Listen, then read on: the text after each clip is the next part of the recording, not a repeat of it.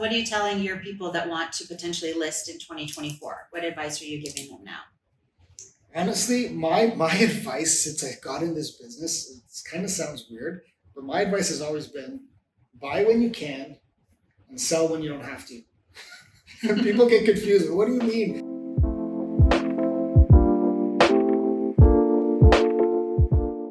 So I'm Raisa Palmer. I'm a broker with Sutton Group Old Mill here in Etobicoke. And I'm Ramiro Braga, also a broker here with Sutton Group Old Mill in Etobicoke. And we're here to talk about what is happening in the real estate market right now. So we've got a beautiful Christmas tree. It's December of 2023. And I know things are changing week by week for me, what I see. I don't know about you. Yeah, absolutely. There's been lots of changes, which we can touch on. December 1st, there was some new legislation, rules, and changes, but the market itself is changing, and which it does cyclically. This is typically a slower time of the year, December rolling into the holidays, the weather changes. But you know what's interesting is November, when I was booking showings for buyers, I could pick any time slot I wanted. There were open days and Saturdays and Sundays. And all of a sudden, the last week in November and then the first week in December, buyers seem to be coming back into the market. So there seemed to be more appointments booked. And one of the properties my client was actually looking at, a townhouse here in Etobicoke, near Eglinton and Martin Grove area, they had 6 offers on the townhouse. Wow. And they didn't accept any of them. So the sellers didn't budge on their price, but 6 offers is pretty telling to the seller that, hey, this is where the market thinks you're at. And they relisted it at a higher price, which I thought they would have taken the price in the market because they want to sell. Because like you said, December's slower with the holidays, but they're waiting. So typically this time of the year does slow down. And I do know if you have 6 offers, the market's speaking to you. I always tell my clients, look, the market will speak to you. If you're too high, you're gonna know. If you're too low, you're gonna end up with 55 offers or something crazy. But for them not to accept it, clearly they want more. And let's just see if time gives them what they want. Well, and what's interesting too is that if you have that many buyers that are now approved and coming out to put down an offer, you don't know what's coming in January or February. I mean, we're hoping, like for me, I'm hoping for an early spring market because we're seeing the buyers starting to come out and there's more listings on the market, right? We're twice as many listings this year at this time as we were last year. So I think because they held the interest rate hike on December 6th, right? They're not raising it. So for me, I'm kind of looking at that and I'm looking at the calls I'm getting from clients asking me what's happening. I have a feeling that people are going to come back early and that our spring market may start at the end of January or February if, like you said, we don't have a horrible snowstorm. Maybe that increase in the showings towards the end of November, December was knowing that this interest rate they were already seeing it in the news that there was a potential for another pause, that they weren't going to increase. Of course, the rumors are they going to start to decrease in the new year, which will then add fuel to that spring market, and I think will dictate whether or not we have a very robust spring market like we used to traditionally have. Over the last number of years, there was no more historical. I got in the business in 2007, and there was like a cycle, and you kind of knew what to expect. September, Labor Day weekend was done, back to school, back to work, and it was like, because you got to figure summertime, a lot of agents go on vacation, people are on vacation, the mindset isn't there, and people are enjoying the warmer weather. But we've had like 2022. The beginning of 2022 was madness. Like, good luck trying to buy anything. Interest rates started to go up. Psychology shifted. And then all the buyers went into hiding as the interest rates went up and up and up and up and up. So it's anyone's guess. Well, and look at what happened in 2023. So they halted the interest rate hikes at the beginning of 2023. So January till end of April, beginning of May, the prices were up, people were out, and then they started doing interest rate hikes. And all of a sudden, our June market, which usually should be really good, was dead. Yeah. July was dead. August was dead. September, which traditionally is amazing, was like crickets. It was so difficult to get showings. And we had properties for sale that had 2 showings over a month period and got an offer, but we didn't have our traditional 20 showings that happened. Right. So, and now all of a sudden the fall market had picked up a little, but I don't know if you've done rentals this year. I did a lot of rentals. And what I found was we were going and having multiple offers from January until the fall. It was really busy and properties were renting really quickly. And all of a sudden in November, was representing some tenants that we were looking at, like condos off Ava Road, so 427 area. Mm-hmm. And then I was also on the beaches looking at properties, and all of a sudden the renters disappeared. So mid-November to December, and I had some clients that right now got amazing deals on rentals. We had houses that were renting at the East End and the beaches for $1,500 less than what their offer price was. Or 2-bedroom condos. One of my clients just got on Ava Road, a 2-bedroom beautiful condo. The building has a ton of amenities for $29.25 with parking and lockers. Is it the penthouse? No, it wasn't even the penthouse. It was on the 20th floor, which is still awesome. No, I asked because we actually put an offer on a penthouse unit that was listed at $499. Wow. But obviously that wasn't what they wanted, and there was a number of offers on it, ours being one of them, but we didn't get it. Apparently nobody got it. Funny story, there was 4 condo units that my clients were looking at. Each one of them listed in that $499 range with an offer date. And none of them sold on offer date, but each of them upped the price. So to your comment Wow. earlier, I Yeah. think the sellers still are looking at the prices from previous, like Yeah. 12 months ago or more, and thinking, I'm not gonna give this away. But at the same time, well, it depends how long you can hold on to it. Well, and the other thing is, like with that townhouse example, or even with your penthouse, they're going higher, but I'm not sure it's going to appraise. So what happens is if someone buys it and they only put 20% down on that property, and let's say they buy it for 1.1, but the bank says, the properties are only selling for $1 million, they then have to come up with the extra 100,000. So if you as a buyer don't have it and you can't come up with it, you lose your deposit. So we have to counsel our clients, right? Is it going to really appraise? So the seller might want higher, but that means they'll have to have someone that's putting down 50 or 60% on their mortgage, which who's doing that nowadays on that? It's difficult. Yeah, I mean, it's constantly changing, as you said. So back to your point about the spring, do I think it's going to be similar? I think there's a lot of variables. I'm hoping that we come back to some kind of normalcy there. And I think it's just going to be dictated by, the mentality that's out on the street, and obviously whatever the interest rates are doing, that will determine whether or not people.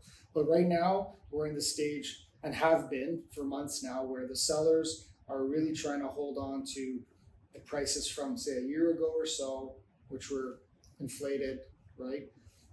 And the buyers are thinking, well, maybe they're going to keep coming down, which is happening in some areas and in some specific types of properties. And so it's this like tug of war. It's a push and a pull. And so if you really, really have to sell, and if you get a decent offer, then great. But yeah, it's tough out there. It is. And I think too, it's confusing with the media because they're saying, oh, it's a buyer's market, prices are dropping. And then the buyer comes in and is like, oh, great, then prices should be dropping. And the seller says, well, no, I'm going to wait. So, and I think that what will happen in January is when the media starts saying, oh, there's multiple offers, people are coming back into the market, everyone's going to come back at the same time and prices are going to go up, right? Which is typically what happens, right? Yeah. Yeah, the herd mentality, and people want what they can't have. This is like an old piece of psychology. So if there's a house that's been there for 30 days, the mentality is, well, nobody wants it. But as soon as 2 or 3 other people are bidding on it, I have to have it. Yeah. Right. And then you get into that type of a situation. So yeah, actually I think Loic, our broker of record, even referenced something similar at our recent Christmas party. Yes. About that whole concept. As soon as a few people start to come in, then it's like everyone comes in. Everyone starts to follow suit. So what are you telling your people that want to potentially list in 2024? What advice are you giving them now? Honestly, my advice since I got in this business, it kind of sounds weird, but my advice has always been buy when you can and sell when you don't have to. People get confused. What do you mean? Well, if you wait until you're in a position that you have to sell, then you're desperate, and people will spell that on you. So that doesn't mean sell today because you don't have to, but it just means like don't necessarily wait until you're in that position. So get the property ready. Obviously, hire a good realtor. And be honest. Like, look, you might want $2 million, but if the last house down the street sold for 1.5 and it's nicer than yours, you're probably not going to get $2 million. Well, and it's an excellent point because pricing right now is key. Remember back in 2020, 2021, early 2022, people were putting stuff at $9.99, but they wanted 1.5. Just put it for It was $9.99. crazy. Yeah, $9.99 across the board. Across the board. Let's see what happens. Confuse everyone. Yeah. Where now it's pricing is crucial. If you're priced too low or if you're priced too high, you're going to miss out on buyers. So pricing right now, I think is more critical than ever. And because properties are selling mostly between 95 and 98% of asking. We don't have that crazy overpricing or over asking that we had before. Right. No, I agree. Pricing has always been crucial, more so now than ever.